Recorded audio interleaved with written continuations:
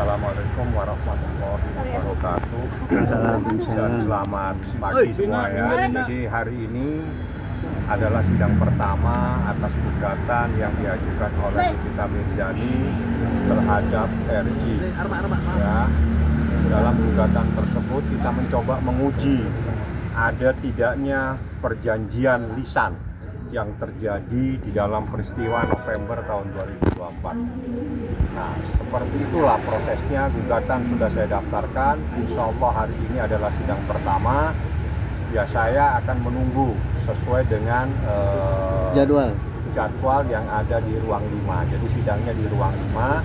Sebentar lagi saya akan ke sana. Saya coba akan menunggu sesuai dengan panggilan sebagaimana yang ada di jadwal. Jadi setiap sidang itu pasti ruangannya itu pasti antri. Bang, ini agendanya perdata ya sidangnya ya? Ini sidang perdata, gugatan Wan Prestasi, artinya ada tidaknya seseorang yang melakukan ingkar janji. Jadi Wan Prestasi itu adalah terkait dengan ingkar janji. Nah, ingkar janji itu berarti ada sesuatu yang pernah disampaikan namun diingkari.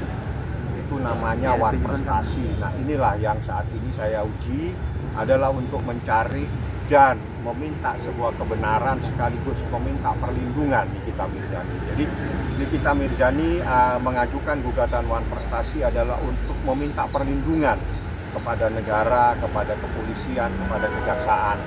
Dia mohon kepada mereka para turut tergugat, mohon saya dilindungi. Menurut saya ini ada persoalan seseorang yang telah ingkar janji, di mana kejadian tersebut terjadi pada November 2024. Saya tidak kenal, saya tidak tahu, tiba-tiba dipaksa untuk bertemu, tapi saya tidak mau. Akhirnya dia melalui staf saya meminta berkomunikasi dan seterusnya. Kenal tidak, kami juga tidak ada urusan, tapi dia menyatakan tolong dibantu direview yang baik-baik atas produk kami. Terus persoalannya di mana? Kita diam-diam dikasih uang terus tiba-tiba kita dibilang melakukan sesuatu yang melanggar hukum. Kenal tidak? Seperti itu. Tergugat yang bersangkutan pun dalam keadaan bebas merdeka.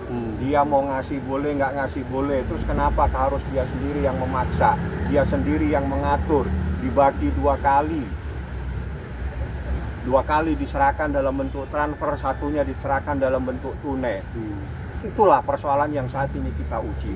Jadi Wan Prestasi itu ada seseorang yang mengingkari apa yang pernah dia sampaikan. Jadi bisa lisan, bisa tertulis yang namanya Wan Prestasi seperti itu. Tergugatnya siapa bang? Tergugatnya? RJ dan ada satu lagi suaminya. Oh, suami istri berarti ya bang? Ya. Bang NM dihadirkan nggak bang hari ini? Saya berharap dihadirkan karena berdasarkan peraturan Mahkamah Agung tentang mediasi, ini berkaitan dengan mediasi. Di dalam mediasi para pihak wajib dihadirkan. Jadi kalaupun nanti pihaknya itu diwakili harus dengan kuasa yang sah, di mana kuasa tersebut memang khusus untuk mewakili prinsipal. Jadi Nikita itu adalah penggugat prinsipal istilahnya. Jadi dia diwajibkan untuk hadir. Nah, ada hal-hal yang menyebabkan seseorang tidak bisa hadir. Salah satunya kalau dia di luar negeri atau memang secara fisik tidak memungkinkan dia bisa hadir seperti itu. Gugatannya bang berapa bang? Minimal nominal. Kenapa? Nominal. Gugatannya Ya, berapa? kita persoalkan adalah pemberian yang disampaikan sebesar 4 miliar. Itulah yang kita uji dan kita minta itu ditetapkan sebagai pemberian yang sah. Seperti itu. Perjanjiannya tertulis apa seperti enggak nih Itu Bang? ada perjanjiannya nggak bang? Saya sudah nyatakan bahwa kejadian November 2024 seseorang menghubungi Ismail Marzuki, minta direview baik-baik dan seterusnya. Seperti itu. Bang, ini munculnya 100 miliar itu dari mana bang? Itu adalah kerugian immaterial karena Nikita sebagai seorang artis, dia merasa bahwa akibat persoalan ini kredibilitas dirinya juga terganggu, dia juga tidak bisa mencari nafkah. Itu adalah kerugian immaterial dan itu boleh kita ajukan. Apakah itu dikabulkan atau tidak semenuhnya ada di tangan majelis hakim.